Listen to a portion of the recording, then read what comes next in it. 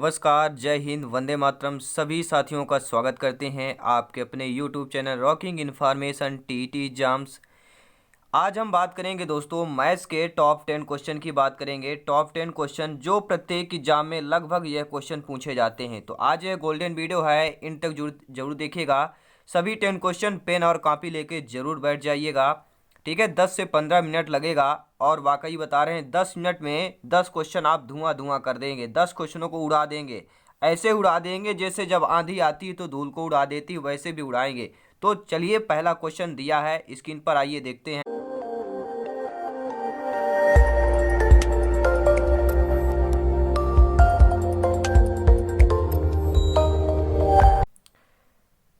पहला क्वेश्चन है कि निम्नलिखित में से कौन सी संख्या 99 से पूर्णतः विभक्त होगी। बहुत ही अच्छा प्रश्न है, उम्दा प्रश्न है, नंबर सिस्टम का क्वेश्चन है। अब प्रत्येक एग्जाम में ऐसे प्रश्न पूछे जाते हैं।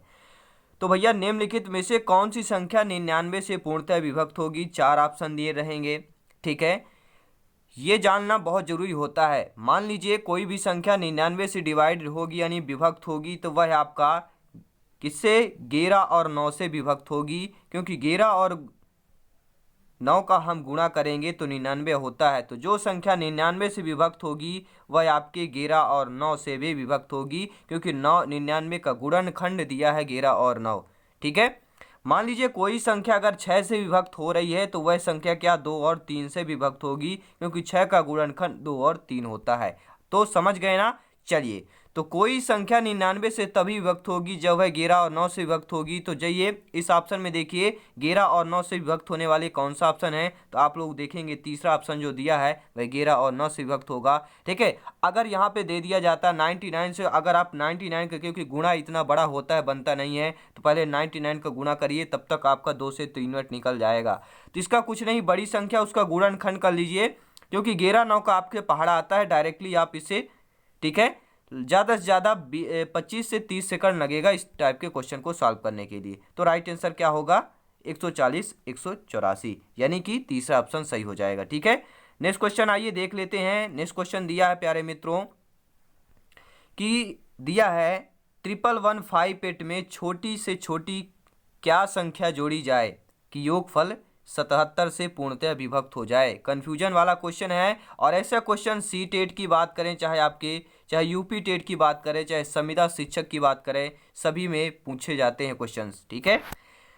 तो यहाँ पे 1115 में छोटी से छोटी क्या संख्या जोड़ी जाए कि योगफल 77 से जो पूर्णतः विभक्त हो जाए, यानी इसमें से आपको क्या संख्या जोड़ दी जाए जो योगफल आए वो क्या हो 77 से आपका पूर्णतः विभक्त हो जाए। यानी कि ये 1111 हो गया, ये 58 हो गया, और यहाँ पे कोई संख्या जोड़ दी जाए, मान लीजिए x जोड़ दिया जाए, तो आपका 77 से क्या होगा पूर्णतः विभक्त हो जाएगा, यानी कट जाएगा, ठीक है। तो इसके क्या करने के भैया, 77 से पहले हम 1100 ये क्या लिया है 11,158 में भाग देंगे।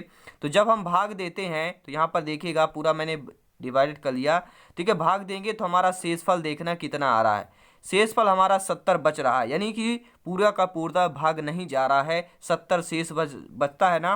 तो बस 70 शेष बचता है, तो इस 77 में 70 को माइनस कर देना है, ठीक है।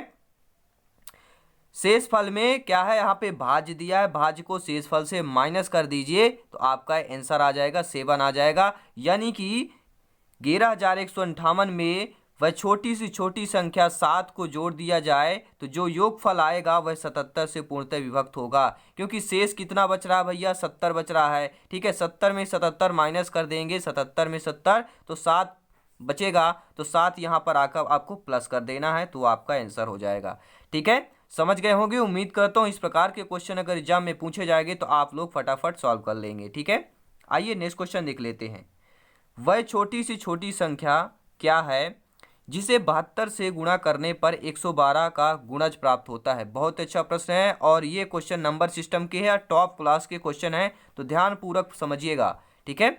तो वह छोटी से छोटी संख्या क्या है जिसे 72 से गुणा करने पर, यानी ऐसी छोटी संख्या जिसे 72 से गुणा कर दें तो वह 112 का गुणज प्राप्त हो जाता है। गुणज मतलब गुणा प्राप्त होता है, ठीक है। तो करना क्या है भैया, ठीक है, 72 और 112 का गुणा करने पर, तो 72 और 12 का हम एलसीएम निकाल लेंगे। मैंने यहाँ पे एलसीएम निकाला है ऑलरेडी, ठीक है। तो आप लोग देख सकते हैं। ठीक है, जब हमने एलसीएम यहाँ पे निकाला, ठीक है, तो एलसीएम अपना कितना आया था, कितना आया 1008, 72 112 का 1008 एलसीएम आया, यानी 2 की घाते 4, 3 की घाते 2 गुणे 7, इतना अपना एलसीएम निकल के आ गया। अब करना क्या है, जो 1008 आया है इसको हम क्या करेंगे भैया, जो 72 से गुणा करने पर ये जो 72 है ना, इससे क्या कर देंगे, भाग दे देंगे।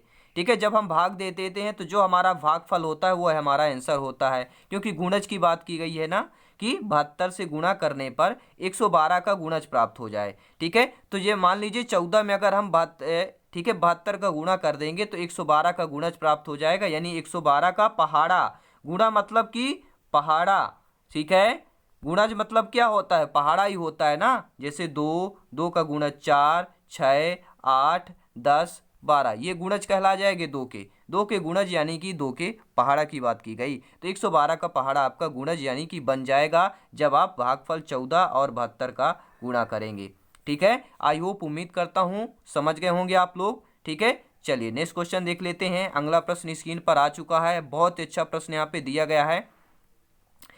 ठीक है, बहुत ही अच्छा, आप लोग समझ भी रहे हैं, मुझे भी बहुत खुशी हो रही है। अब देखिए नेक्स्ट क्वेश्चन है कि निम्नलिखित में से कौन सी संख्या 1 से 17 के बीच सभी अभाज्य संख्याओं से विभक्त होगी। अब देखिए 4 ऑप्शन दे दिए जाएंगे। ठीक है, जैसे यहाँ पर मैंने दिया है 1 2 3 4, और इस प्रकार के क्वेश्चन को बता रहा हूँ 5 से 10 सेकंड लगेगा आपको सॉल्व करने के लिए। ठीक है, केवल समझने की बात है, समझिएगा। देखिए क्या दिया गया है कि कौन सी संख्या 1 से 17 के बीच सभी अभाज्य संख्याओं से विभक्त हो जाएगी। यानी क्वेश्चन यह कहा गया है कि 1 से लेकर 17 तक जितनी आपकी अभाज्य संख्याएं हैं सभी से वह विभक्त होगी, वह कौन सा ऑप्शन होगा 4 में से। यानी 1 से 17 तक के कोई भी अभाज्य संख्या उठा के अगर हम ऑप्शन पे विभाजित करेंगे, भाग देंगे, तो भाग जाना चाहिए, विभक्त होना चाहिए। ठीक है, तो पहली बात तो ये समझना कि अभाज्य संख्याएं क्या होती हैं। ठीक है, अभाज्य संख्याएं वे संख्याएं होती हैं, ठीक है, जो संख्याएं होती हैं,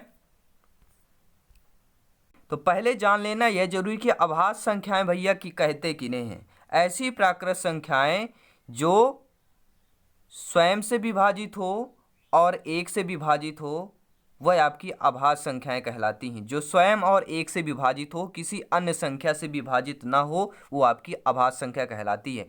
यानी स्वयं से हो और 1 से हो, बस, इसके अलावा किसी और संख्या से विभाजित ना हो तो आपकी अभाज्य संख्या कहलाती।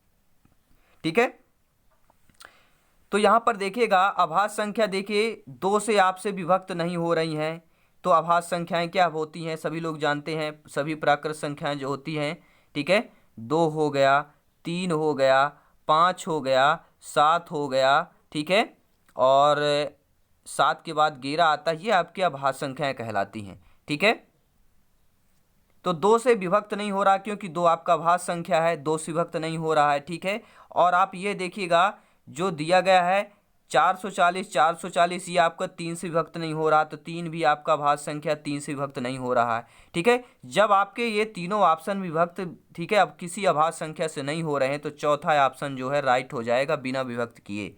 ठीक है, तो इनमें से कौन 1 से 17 के बीच सभी अभाज्य संख्याओं से विभक्त होता है, वह आपका हो जाएगा, ठीक है, 510, 510। अब इस ऑप्शन में लॉजिकल देखिएगा, सभी में एक सेम लिखा है, 515, 513, 440, 440, 345, 345, 510, 510, ऐसे क्वेश्चन रहेंगे। तो ऐसे क्वेश्चन में क्या करना, अभाज्य संख्या दिया गया है, देखिए लास्ट में ये दोनों से 2 से विभाजित नहीं हो रहे हैं क्योंकि 2 आपका अभाज्य संख्या है, यह आपका 3 से विभाजित नहीं हो रहा क्योंकि 3 भी आपकी अभाज्य संख्या है। ठीक है, जब ये तीनों ऑप्शन नहीं हो रहे हैं तो चौथा ऑलरेडी आपका सही होगा, यानी is the right answer, fourth option हो जाएगा। ठीक है, नेक्स्ट क्वेश्चन की बात करेंगे। अगला प्रश्न स्क्रीन पर आ चुका है, 5वां प्रश्न है कि एक ऐसी संख्या जो एक अंक को 6 बार लिखने से बनती है, फॉर एग्जाम्पल, ठीक है, 6 बार 1 1 लिख लें, 6 बार 2 2 लिख लें, ETC, ऐसी संख्या निम्न में से सदैव विभाजित होती है। यानी बहुत ही अच्छा प्रश्न है, ध्यानपूर्वक देखिएगा। यानी कि मान लीजिए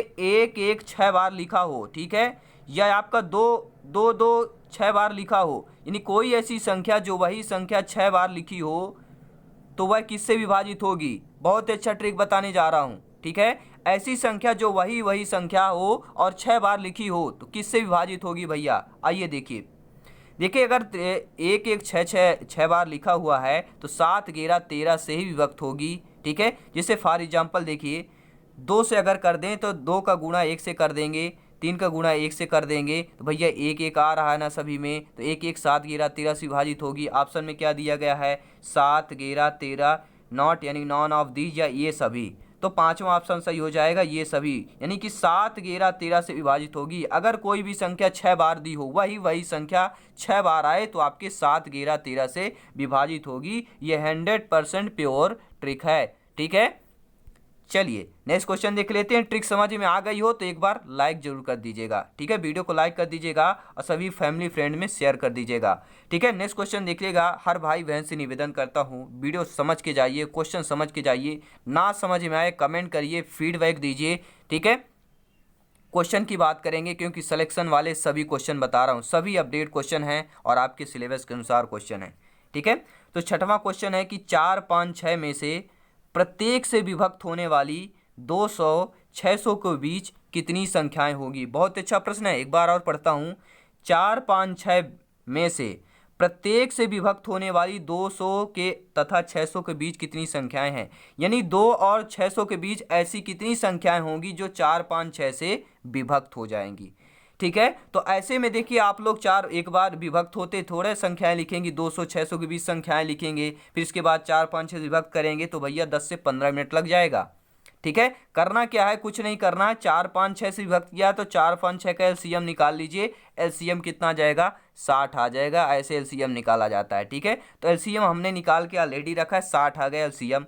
इसके बाद करना क्या है, जब 60 आ गया एलसीएम भैया तो 4 का गुणा 60 से करिए, 6 चौको 24 आ गया, 240 आ गया। अब इस पर 60 प्लस करते जाइए, 240 में 60 करेंगे 300, 300 में 60 प्लस करिए 360, 360 में 60 प्लस करिए 420, 420 में 60 प्लस करिए यानी कि 480, या 480 में 60 प्लस करिए 540 हो जाएगा। अब इससे आगे नहीं जाएंगे क्योंकि 200 और 600 के बीच करना है। 540 में 60 जोड़ देंगे तो बहुत ज़्यादा हो जाएगा क्योंकि 200 और कितना 600 के बीच संख्या बताना है। अब आप लोग सोचेंगे हमने 60 का प्लस क्यों किया।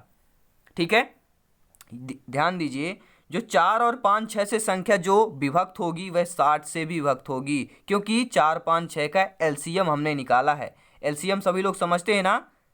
ठीक है, समझते हैं ना, लघुत्तम समापवर्तक यानी लासा निकाला है। तो जो संख्याएं 4 5 6 से कटेगी वह आपकी 60 से भी कटेगी। तो भैया छोटी 4 से 6 का गुणा कर लिए 24 आ गया, इसमें हम 60 प्लस करते करते गए जितने तक का पूछा गया था। 600 के अंडर पूछा गया था। ठीक है, अंडर, ठीक है 600 तक, तो 240 से लेके 540 तक हो गई। अब देखिए कितनी संख्याएं भैया, 1 2 3 4 5 6, कितनी संख्याएं यहाँ पर, तो 6 संख्याएं हो जाएंगी। तो राइट आंसर क्या हो जाएगा, सेकंड ऑप्शन हो जाएगा। ठीक है, नेक्स्ट क्वेश्चन आइए देख लेते हैं। चलिए नेक्स्ट क्वेश्चन आ गया है स्क्रीन पर, ध्यानपूर्वक देखिएगा। बहुत ही अच्छा प्रश्न बता रहा हूँ, प्रत्येक एग्जाम में ऐसे प्रश्न पूछा जाता है, काफ़ी टाइम यह क्वेश्चन पूछा भी गया है। ठीक है, क्वेश्चन क्या है कि a plus 1/a equal to 3 दिया है, यानी a प्लस 1/a की वैल्यू 3 के बराबर कर दी गई है। तो आपको a² प्लस 1/a² की वैल्यू निकालना है। बहुत अच्छा प्रश्न बता रहा हूँ, समझ जाएंगे तो बता रहा हूँ 20 से 25 सेकंड में आप मैथ्स के क्वेश्चन सॉल्व करेंगे।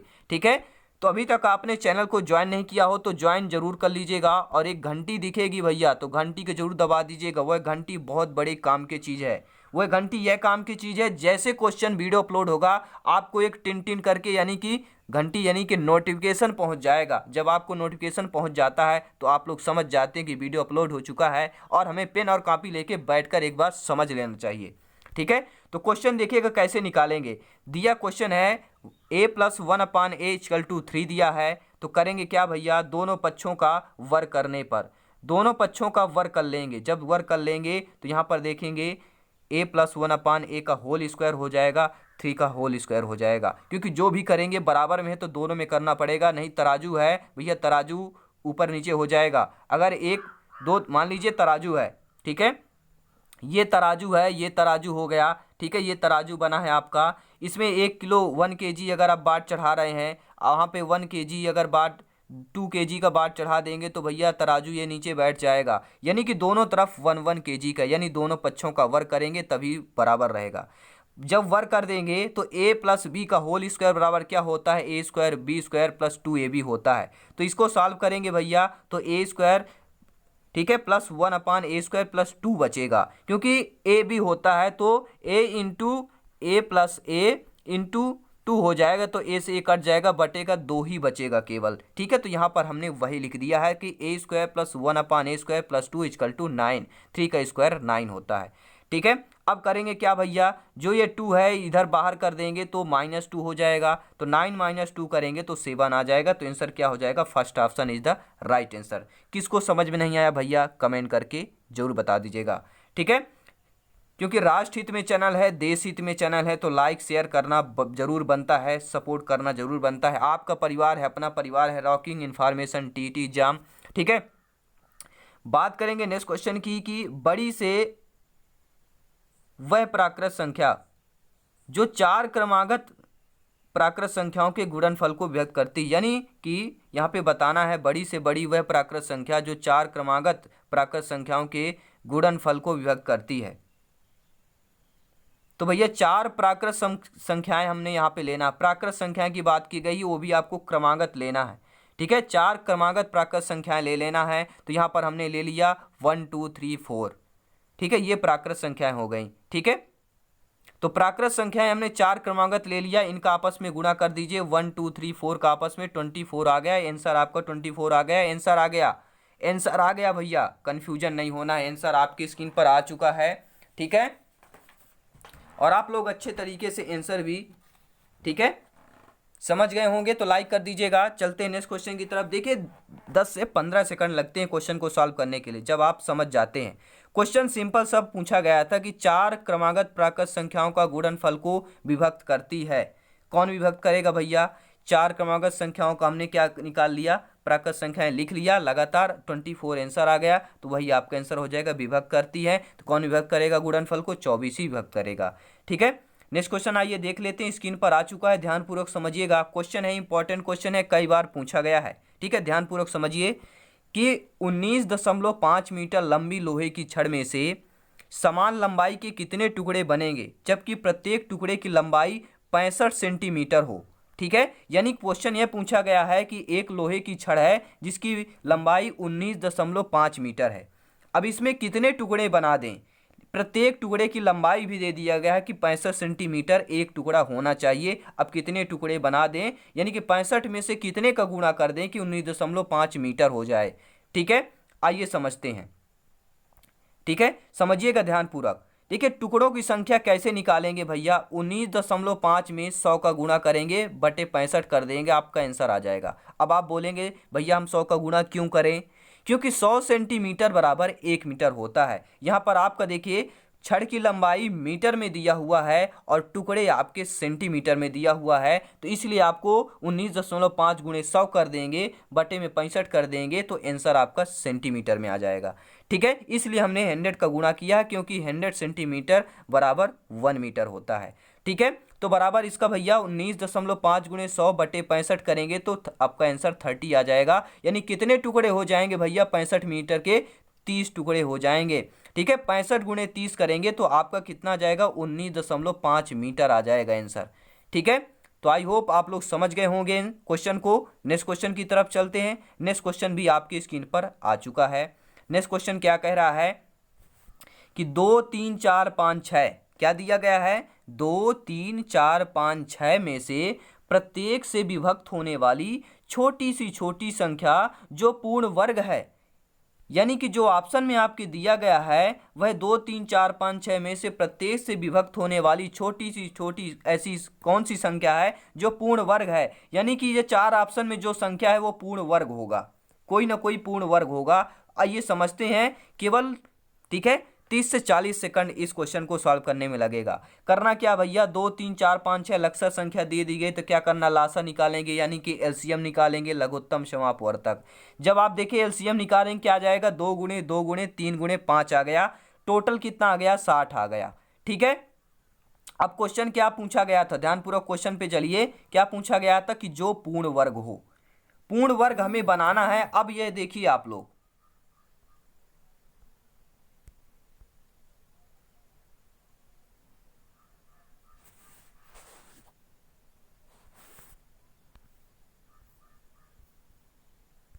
ठीक है। अब आप यहाँ पे देखिए कि आपको पूर्ण वर्ग बनाना है। ठीक है, जब आपको पूर्ण वर्ग बनाना होगा यानी कि 2 गुणे 2 पूर्ण वर्ग क्या होता है, जब 2 गुणे 2 हो तो वह पूर्ण वर्ग कहलाता है, यानी किसी संख्या का वर्ग हो। 2 का वर्ग करेंगे यानी कि उस संख्या का 2 बार गुणन होना चाहिए, गुणन खंड होना चाहिए, वह संख्या 2 बार होना चाहिए। अब इसमें देखिए 2 का गुणे 2 यानी 2 तो 2 बार दिया है, 3 और 5 एक एक बार दिया गया है, इनको भी डबल कर लेते हैं तो आपका क्या पूर्ण वर्ग बन जाएगा, यानी 2 का वर्ग बन जाएगा और 3 का गुणा कर लेंगे 3 का वर्ग बन जाएगा और 5 का वर्ग बन जाएगा, तो आपके पूर्ण वर्ग बन जाएंगे। तो 2 का वर्ग लिखा है, 3 का वर्ग बना लिए 5 का, यानी 3 और 5 का अगर हम इसमें गुणा कर देते हैं तो आपका यह पूरा पूर्ण वर्ग बन जाएगा। तो भैया वही तो है, पूर्ण वर्ग बनाने के लिए 5 गुणे 3 का गुणा करना होगा। ठीक है, 60 में, जब हम 60 में यानी कि एलसीएम जो आया है इसमें हम 5 गुणे 3 यानी 15 का गुणा कर लेंगे तो देखिए पूर्ण वर्ग बन जाता है। 2 गुणे 2, 3 गुणे 3, 5 गुणे 5, यानी 2 का स्क्वायर,